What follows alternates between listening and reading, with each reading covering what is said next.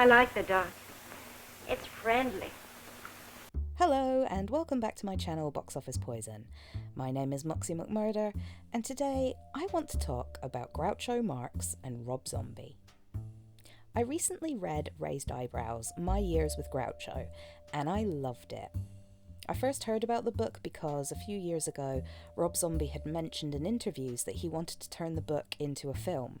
And things were looking positive for a while there, but it seems Rob really struggles to get funding for anything that isn't horror related, which is a shame, but we'll get into that. But the book was fascinating because the guy who wrote it, Steve, who's still alive, and we're friends. I was just like, it was one of those books you read in like 5 seconds, and I just happened to find it by accident. I was like, this is an amazing movie, but again, years and years go on trying to get it made and just can't get it going.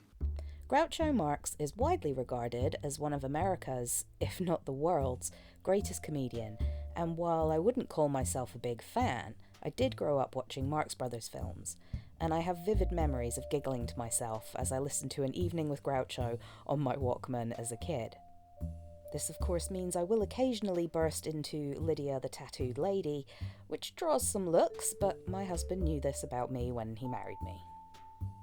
While the film may not be going ahead, although who knows when it comes to Hollywood, I'm so glad that Rob talked about the book so often. If he hadn't been talking about this project for years, and it has been years that he's been trying to get this project off the ground, I might not have stumbled across the book. The synopsis reads as something along the lines of presenting an intimate portrait of the legendary comedian by a young fan who became Groucho's personal secretary during the last 3 years of the comedian's life. And that's a fair assessment, but it really doesn't capture the spirit of the book. Raised Eyebrows is almost like a diary of experiences that Steve Stoliar had while working for Groucho. He stumbled into something he could never have imagined just by following his passion for Groucho Marx. The whole book is infused with his wide-eyed admiration for Groucho, and his enthusiasm is infectious. I couldn't put this book down. In 1974, when he was just 19, Steve spearheaded a petition to Universal Studios, who had acquired Paramount's pre-1950 feature film library in 1958, to re-release Animal Crackers, now considered to be a comedy classic, but at the time, Universal considered it best left in a dusty warehouse. The petition worked, Universal paid attention, but they still weren't sure the film would be worth releasing, and so later that year, attempting to gauge public interest, Universal screened a new print of Animal Crackers at the UA Theatre in Westwood. Groucho made a personal appearance and people went wild. The audience stood up, cheering and applauding, and encouraged by the response and the lines that stretched around the block for months afterwards, Animal Crackers went into national release. It's this incredible moment that brought Steve Stoliar and Groucho Marx together. The petition had led him to meeting Erin Fleming, the secretary and keeper of Groucho Marx. We'll get to her. As I said, Steve was just 19, and Groucho was in his 80s, but the two of them had an obvious fondness for each other. I get the impression that Groucho got a small kick out of having a kid in the house who knew exactly how to respond to his jibes and his wordplay. Steve was given a dream job for any comedy fan, working at Groucho's home, archiving his vast collection of memorabilia. As the re-release of Animal Crackers had boosted Groucho's career, Steve was also helping with the increase of fan mail. Now, I know bits and pieces about Groucho's life, but I knew next to nothing about his later years, and this book gives you a really intimate and sensitive look into both Steve's life and Groucho's. Reading the book, you're immediately drawn into this kid-like exuberance that Steve's writing has. And he's a sensitive kid, and that's something I really appreciated in his accounts, because sensitivity goes a long way when dealing with the elderly and vulnerable people.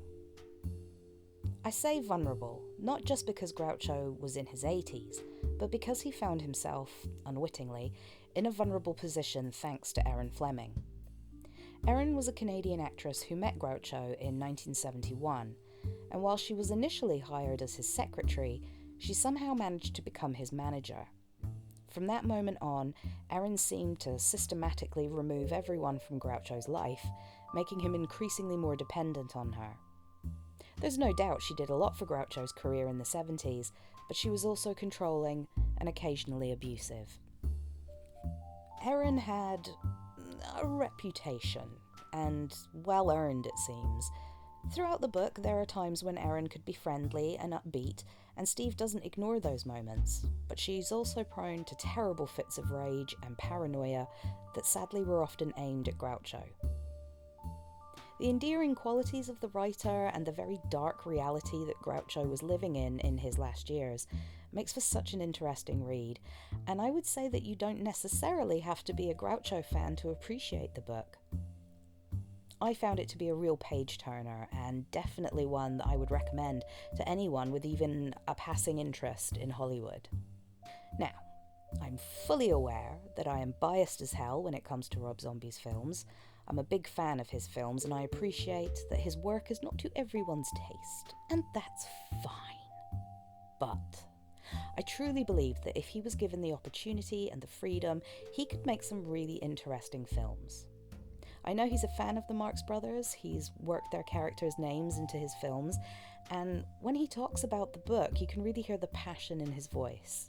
There it is. He was very outspoken. Wow. He was like on Nixon's shit list and stuff, and he didn't give a crap. Years inside Groucho's house. Yeah, wow. It's really fast. If you get that book, you'll read it in like 2 seconds. It's always sad when some iconic old figure like is being taken care of as he's older, and you know he's getting fucked over, and someone's waiting for him to die so they can get the money. Yeah, and she kept kind of doing this thing like, "We're gonna make your comeback, Groucho, and we're gonna do a TV special. It's gonna be like you and Frank Sinatra." And Groucho's like had on his like third stroke and was like can't really talk, or and it's just like, and a couple of the final appearances of him are pretty rough because he was pretty sharp and good even when he was older. If you watch him on Dick Cavett or something, but then it got bad. All I know is that if Rob Zombie got to make this film, I would be the first in line to see it. The same goes for his Broad Street Bullies project about the Philadelphia Flyers, a subject I would have no interest in, but when I hear him talk about it, I'm totally on board.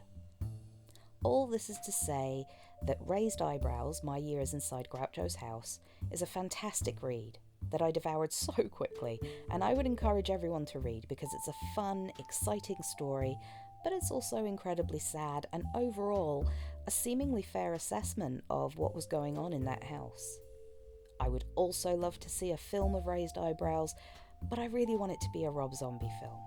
I want him to be given the chance to make something that's not horror, but is certainly dark enough to warrant him being involved. I think people underestimate his qualities as a writer and a director, but he's more than capable of creating a film that keeps that young, starry-eyed vibe juxtaposed with the dark emotional side of things. I can see it now, maybe filmed in black and white. Sherry Moon Zombie as Erin Fleming, and am I crazy or could Stanley Tucci really pull off a good Groucho? I really hope it happens. I know that funding is usually the reason why these projects never see the light of day, but I'll be keeping my fingers crossed. And if I have my fingers crossed forever, so be it. Thanks for watching. I hope you enjoyed this video. If you did, let me know in the comments, and don't forget to give it a thumbs up and hit the subscribe button. You can really help support my channel by sharing the video, and if you're feeling generous, you can support this channel by buying me a coffee. I'll leave a link to my account in the description below, and all caffeine is greatly appreciated. Have a great day, stay spooky.